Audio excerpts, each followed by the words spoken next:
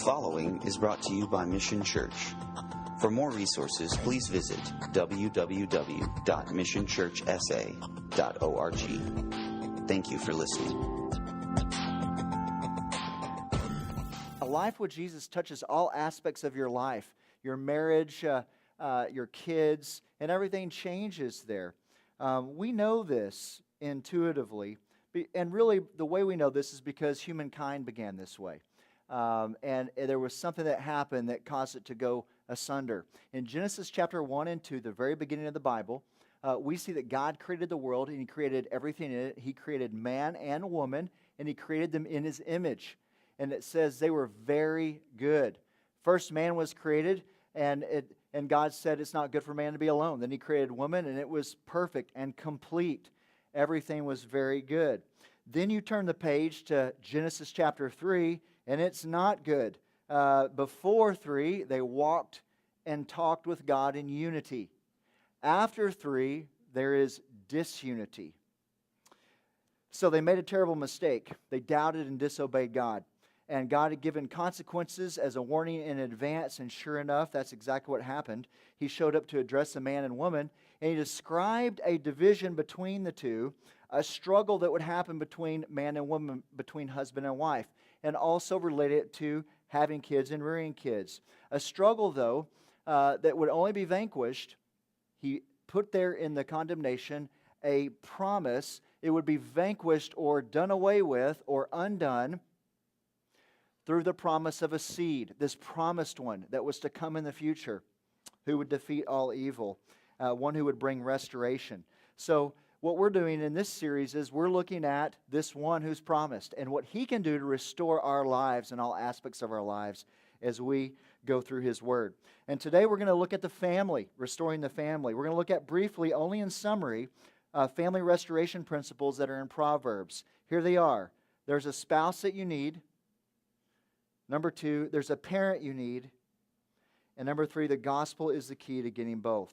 So the principles lead you to the key, and the key is absolutely what you need to get everything. So let's begin with a spouse.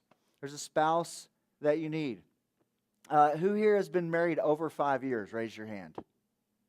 Okay, all right, that's about 40% of the room roughly. About 60% of us are either newlyweds or single. So I remember when I got married, I went to all the marriage conferences, and they said something that really rang true, and it was this.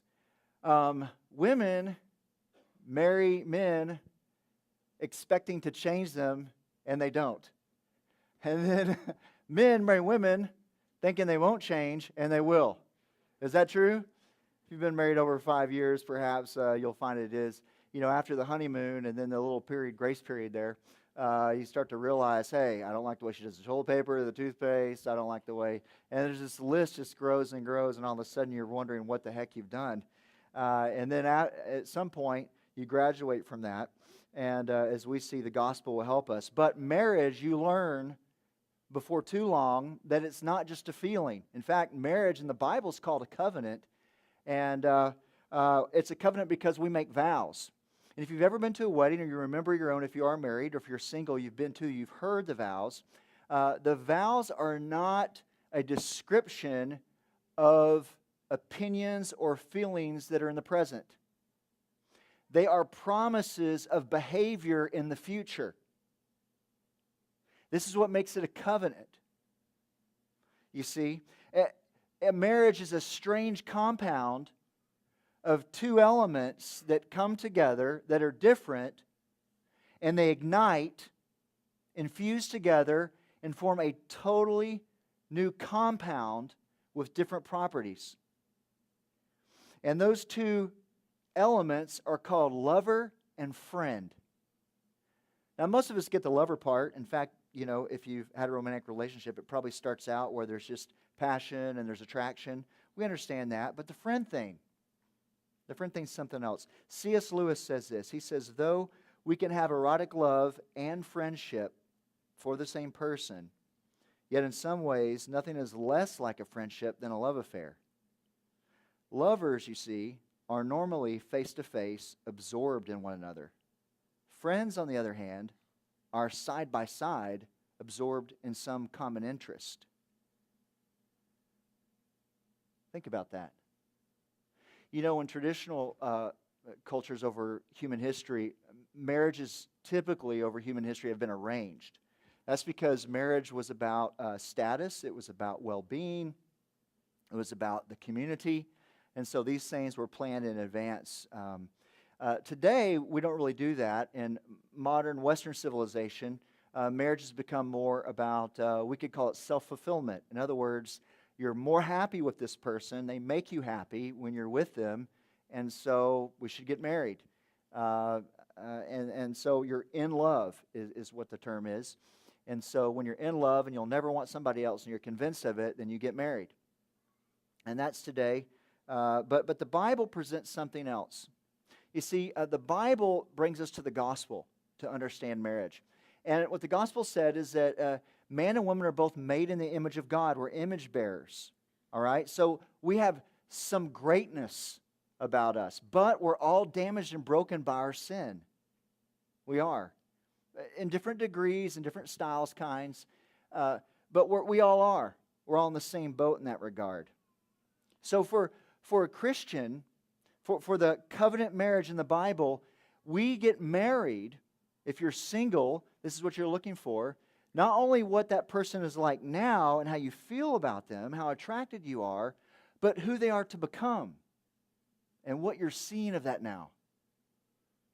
This is the reasoning behind why the Bible says that you're not to marry an unbeliever if you're a believer. You can't possibly be on that program. It'd have to be something else entirely. So today, in secular society, the marriage mindset is it's a consumer approach. I feel better when I'm with this person. This person makes me happy. To the degree they're doing that, things are good. When that completely changes, the marriage is in trouble. That's because it's a consumer approach. C.S. Lewis said, being, quote, in love is a good thing, but it's not the best thing. Quote, love, in this other sense, love is distinct from being in love, is not merely a feeling. It is a deep unity maintained by the will and deliberately strengthened by habit, reinforced by the grace which both partners ask and receive from God. They can have this love for each other even at those moments when they do not like each other. It is on this love that the engine of marriage is run. Being in love was only the explosion that started it. I mean, that's wisdom. That's just true. Whether you know the Bible or not, that has a ring of truth, right?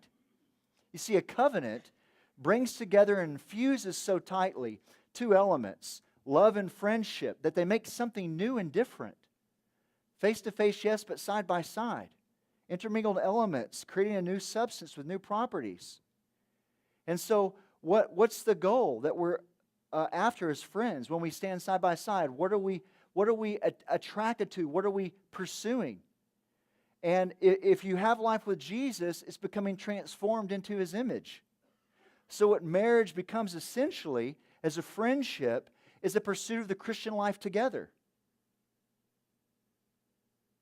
Any other interest won't hold it together. And if the lover part ever stops, you won't have anything. This is what's in a covenant. Here, you look at, for the husband and the wife, they come together. It describes the husband in Proverbs some, but not much. You have to go to the New Testament to get a little bit more. Ephesians 5, 25 through 27. The verses are up on the screen for you. And what's described is this covenant relationship between Jesus and the people of God.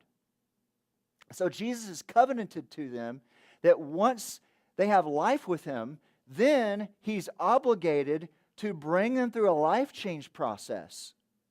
So what the Apostle Paul does in Ephesians, he says the man is like a representative of Jesus. He's not Jesus, but he's like standing somewhat in his place as an ambassador to help the couple along side by side. In other words, friendship is initiated by the man and has everything to do with becoming new and different people. My wife and I have been married for 17 years now. This next May will be 18.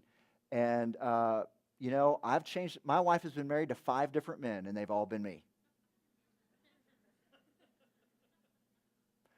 It's because we change. And there's no way, you don't get a forecast. It's not in the brochure. Right? We all change. What does it say in that role? Even though you're changing, they're changing. What's your role towards the wife? I like 1 Peter 3:7 makes it very easy. I think this is so practical. Hey, live with her in an understanding way.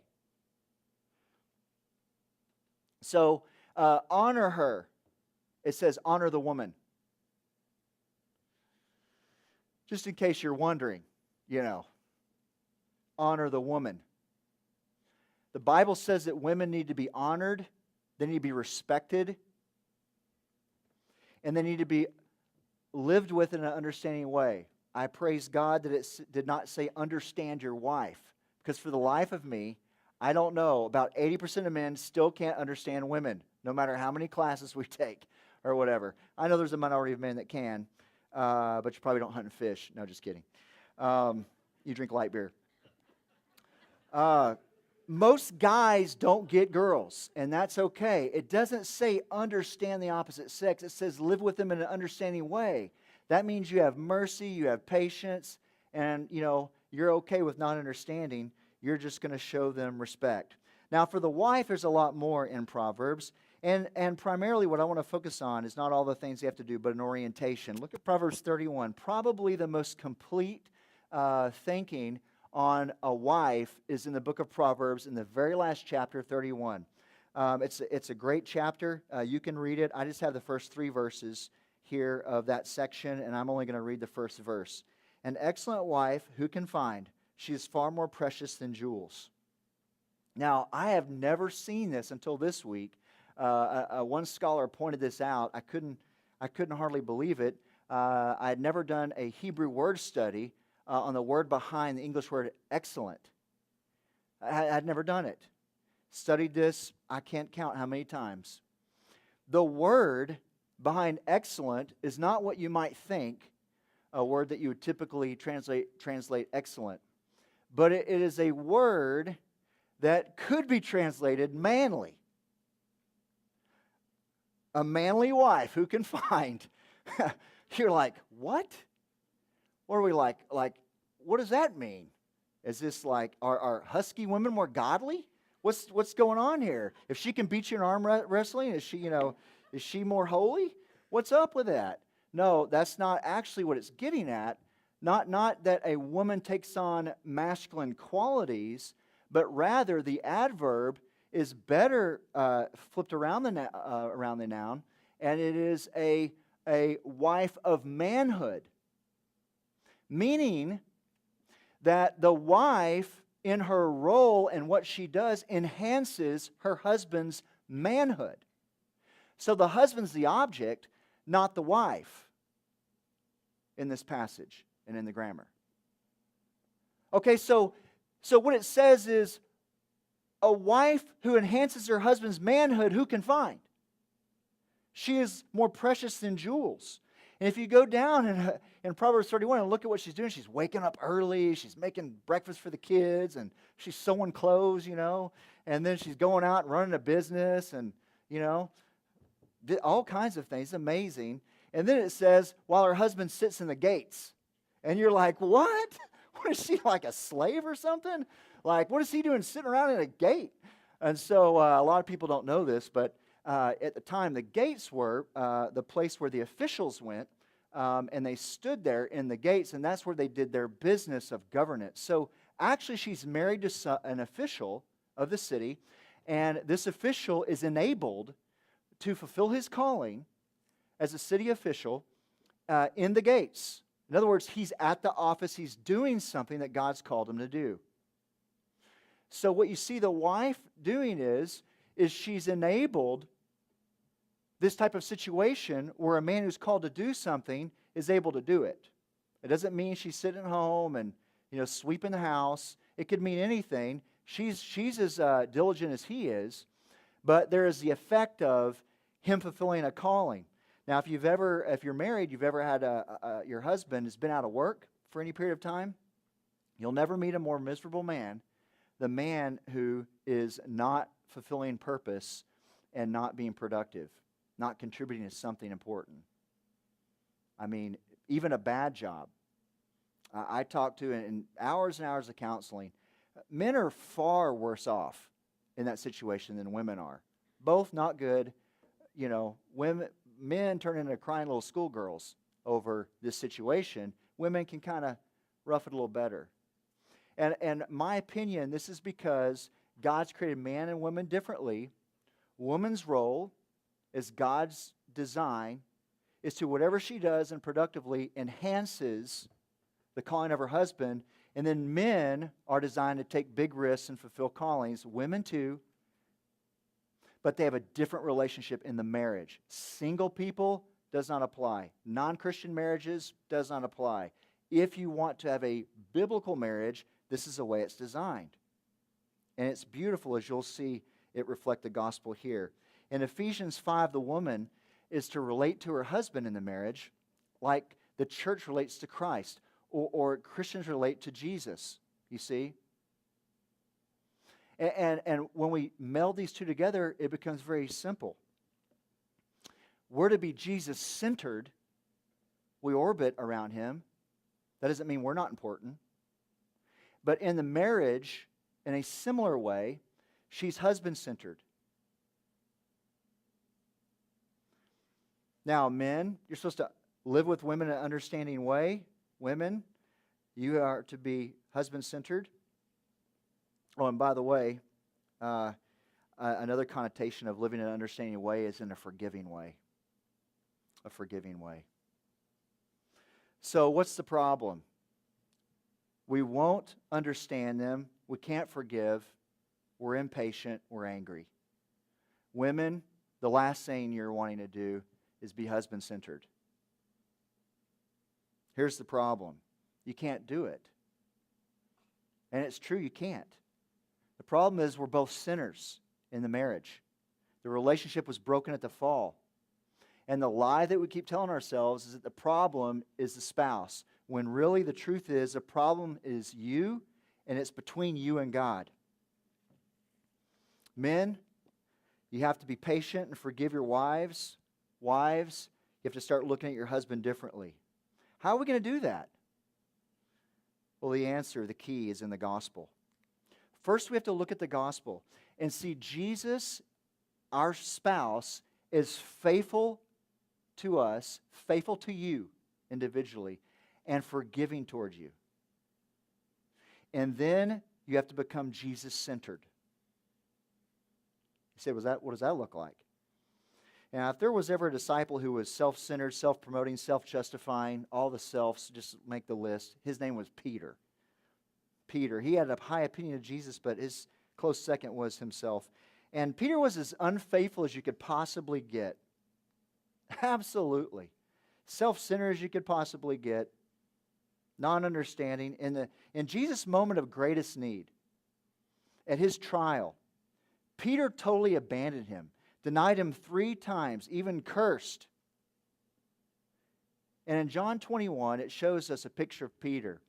He's realized how terrible he is, total failure, and he goes off and he goes back to fishing. So he's out there on the sea, throwing out the net, catching some fish, and then Jesus shows up on the seashore. As he stands there, he doesn't go, hey, Peter and I have to have a talk. I've got to point out to Peter exactly what he's done. Peter knows. What does Jesus do? He gets a pan out, puts some fish in there, starts a fire, and cooks breakfast. Jesus said to them, come and have breakfast. That's a picture. That's a picture of the perfect spouse. Jesus is inviting you into a covenant union with Him, and He is the spouse you need. And the key is developing your spousal relationship with Him, and you'll never see anything in the marriage until you do. He was so faithful, He lived a perfect life toward God in your place for you. He died a death on the cross for your sin so that you could be forgiven. And then guess what? God raised Him from the dead on the 3rd day so you could have a living, breathing husband who will walk beside you, look you in the face, and turn beside you and take you on a journey. perfect acceptance, a perfect union. And listen, you are made for this kind of marriage. This is what you were made for. You're made for family. So there's a spouse you really need, but there's also a parent you need. Look at this. You know what makes you capable of coming up with your own ideas and what you think about life is the fact that somebody taught you something.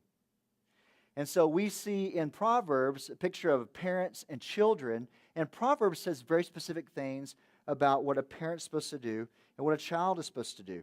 And so the primary position on parenthood in the book of Proverbs is to be an instructor of wisdom, to pass along your ideas of right and wrong and what's best and what's not best.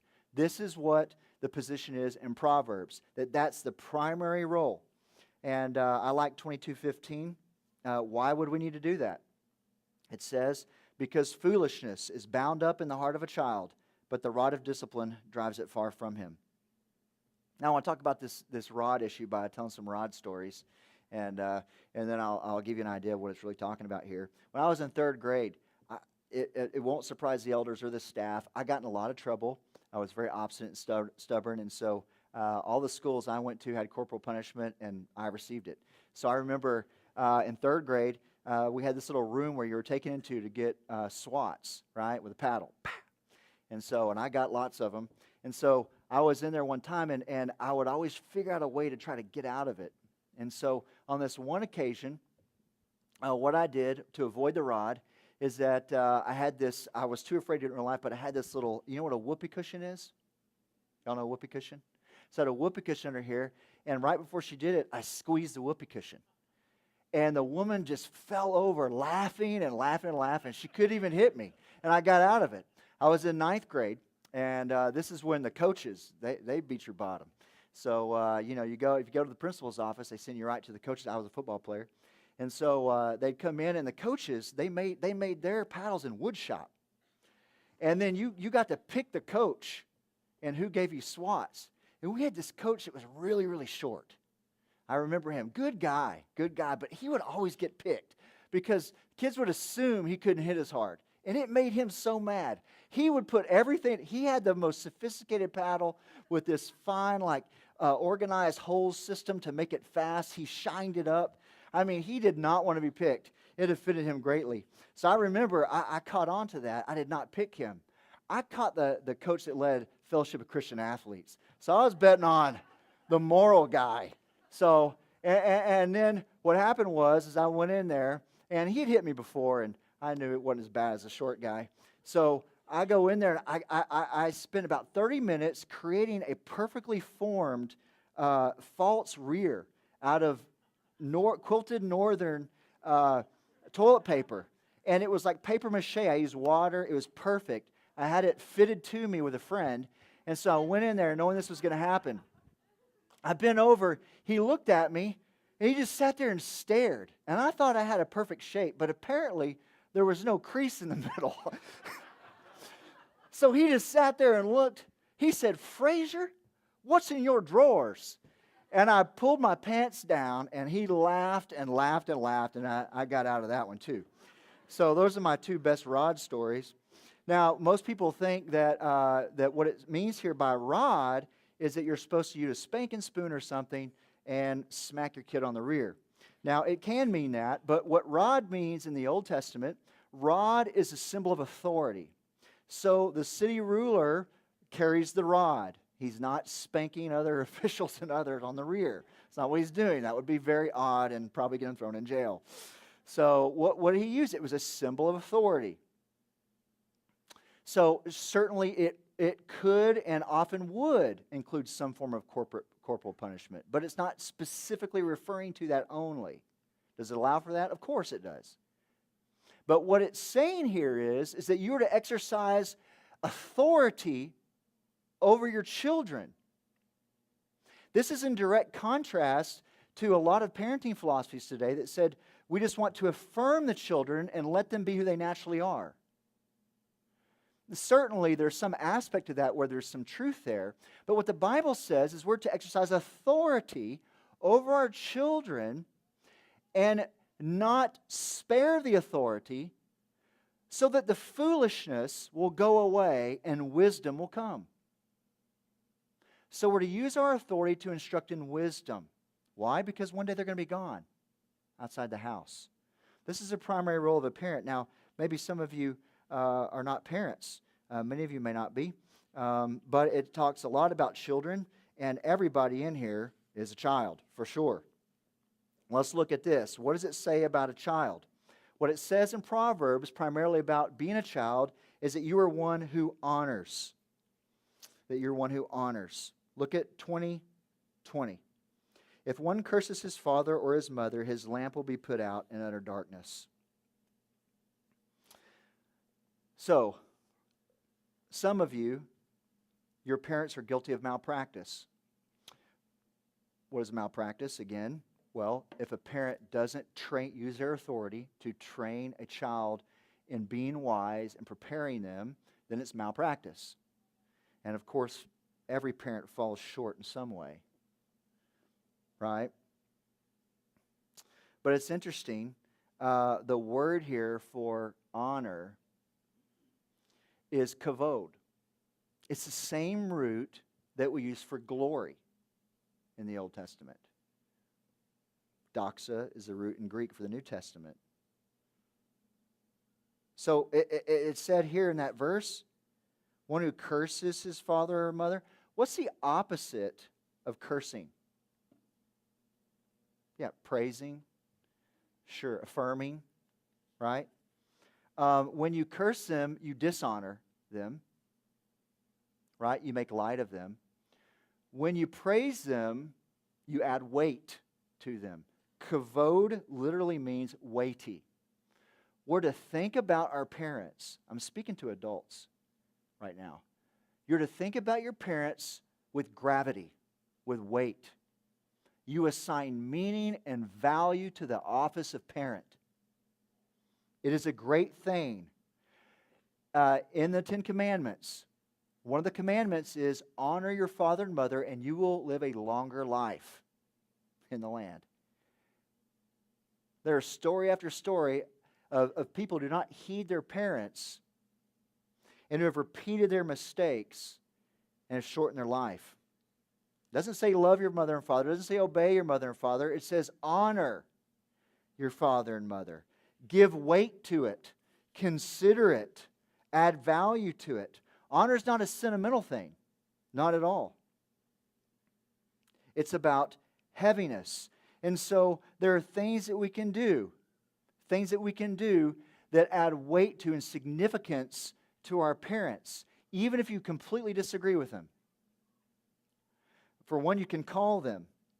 I want to challenge you to call your parents today and say something that is reflected in you that's of them.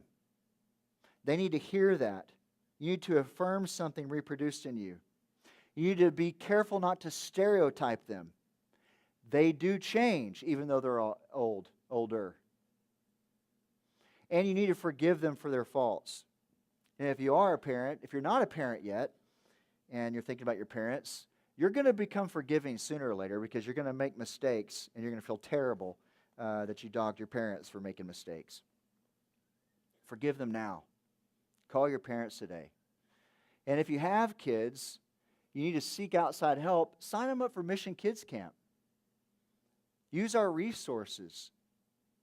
Draw on our pastoral staff. You have wisdom to give and we'll help you. Now, why doesn't this really work properly? How come we keep failing? That's because of the fall. And the lie most of us say that have problems with our own parents is that your problems with your parents when really your problem is between you and God. It's the same thing here. And really what's happening is because you have bitterness in your heart, because you're holding things over their heads, you have been alienated actually from God and you've been acting as an orphan.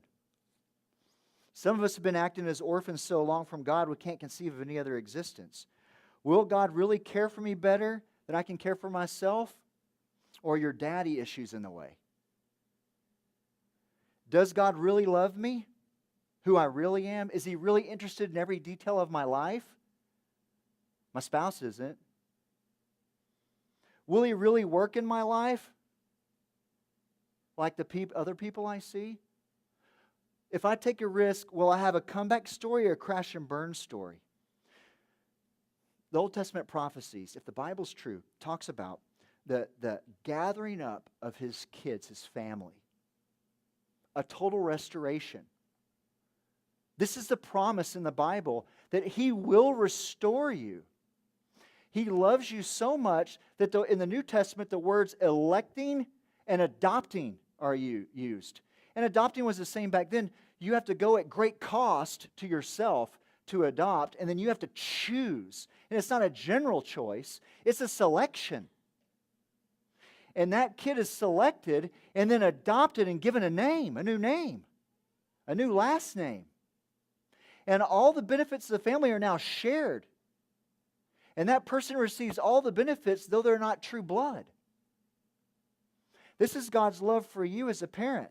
Even the disciples couldn't conceive of God this way. That's why when Jesus taught them how to pray, He had to emphasize at the beginning, I want you, when you begin, to address God as Daddy, Abba, Father. Nobody prayed that way. Jesus is hanging on the cross. He asks John to take care of his mom. As he sits there hanging, he says, my God, why have you forsaken me?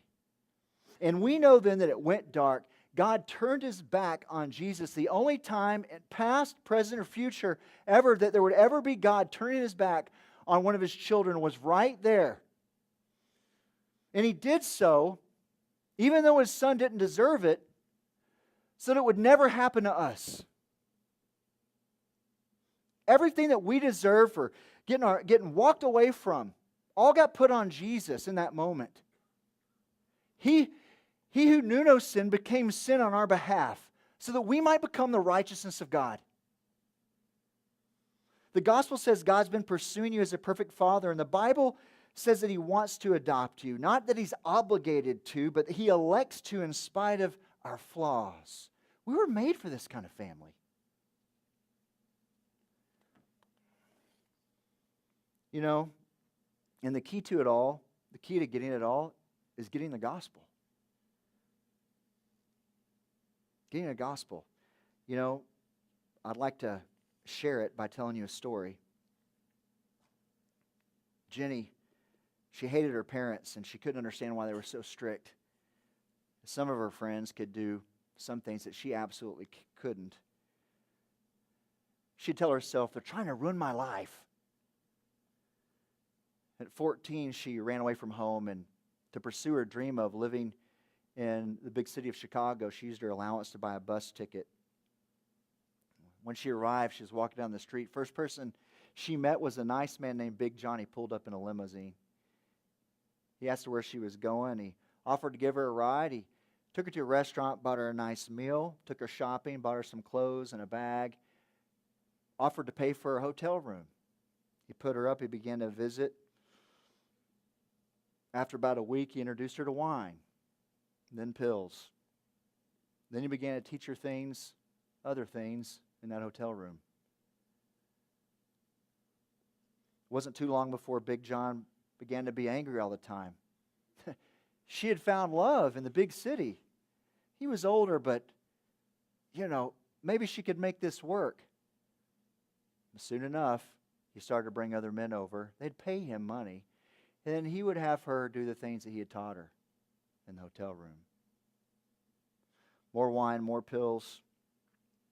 The third time she cried when she was with another man. He kicked her out onto the street. She'd have to earn a living on the street and then pay Big John. Weeks turned to months. The winters are cold in Chicago. She found herself without a coat, curled up on the sidewalk, trying to get warmth from a grate. She remembers that she had been dreaming about going back to Traverse City where she was from.